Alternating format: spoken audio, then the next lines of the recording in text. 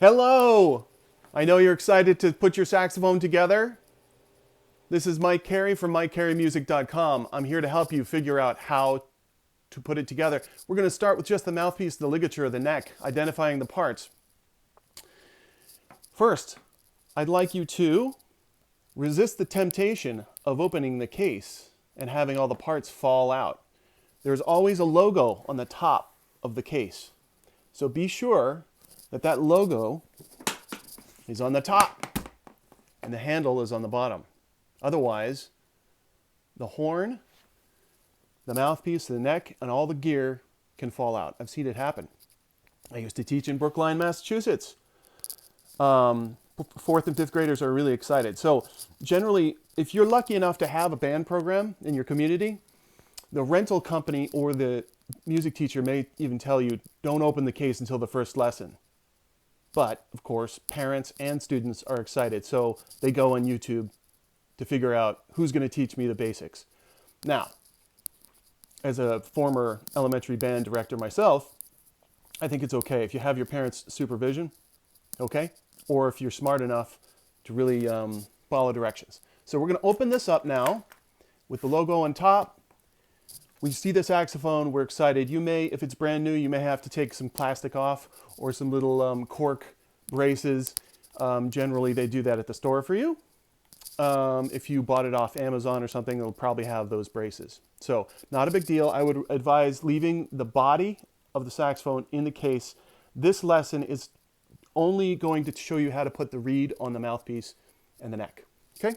So, first thing you do is identify the reed. In this compartment here, we have a piece of wood made of cane. It has a flat portion, a tip that's very delicate. This is called the heel. We'll get into the different parts of the reed later, but you just want to, if you have a glass of water, you want to just dunk that in some water. If you don't have water, if you're just too excited, you can always put this in your mouth. The thin end. You're moistening the cane fibers, okay? So it vibrates better. Next, grab the neck strap. Looks like this. Some variation of an adjuster and a hook. Now you may have a little strap, and that's okay too. You'll learn how to I'll talk about how to adjust the neck strap so that the saxophone is in the right position in another video. Here, we're going to identify the swab. Hopefully, you have a swab with a little, a decent swab. It doesn't matter in the beginning too much, but make sure you have a swab. I do not recommend the swabs that stay inside the body that are attached to this little cap. We'll talk about that later. Next, you're going to take the mouthpiece. Looks like this. Here's a cap on the mouthpiece. And there are two variations we'll take the cap off. There are two variations of ligatures. The ligature is the piece that is going to hold the reed on. Okay?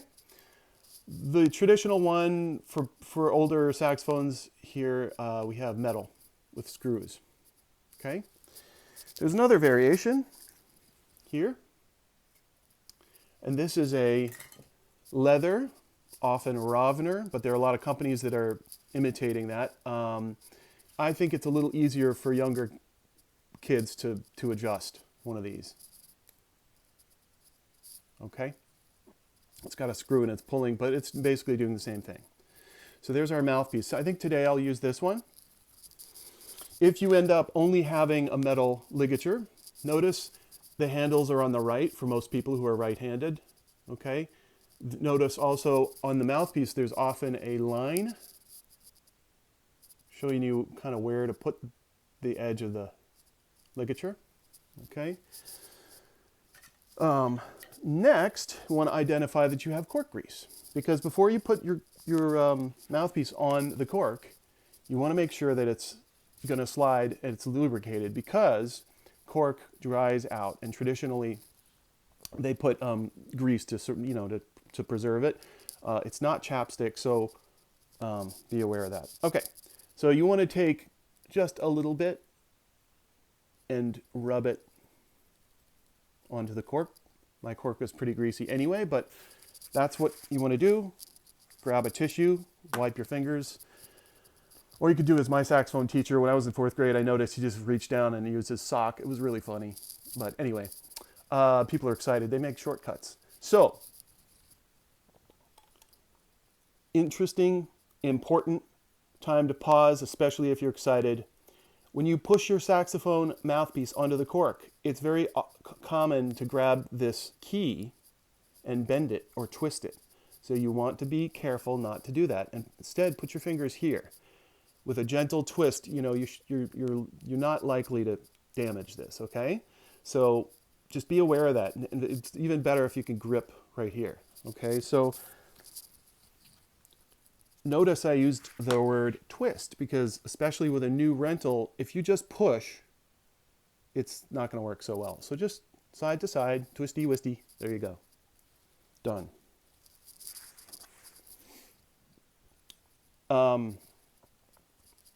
Next, we're going to talk about how to put the reed on. Often, even pros do this. Put the ligature on first. Insert the reed as, sorry, let me do that again. Put your ligature on the mouthpiece. Bring it up so that it's loose. Insert the reed onto the facing of the mouthpiece. That's what it's called, a facing. Then bring the ligature down, so you're holding the reed, but it's loose. Notice the flat part of the mouthpiece is lined up with the underside of the neck. Okay? I've seen 4th graders just have it upside down. No big deal if you made that mistake. Just twist it around. Now, since it's still loose, you want to line that tip up, the tip of the reed up with the tip of the mouthpiece.